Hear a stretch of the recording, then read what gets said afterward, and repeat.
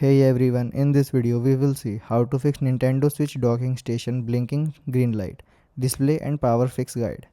Fix 1. Power cycle the dock. Remove the Nintendo Switch from the dock, then unplug the power adapter from both of the wall outlet and the dock. Then disconnect the HDMI cable from the dock and TV. Wait for 30 to 60 seconds. Reconnect the power adapter first, then the HDMI cable. Second one is check the HDMI connection.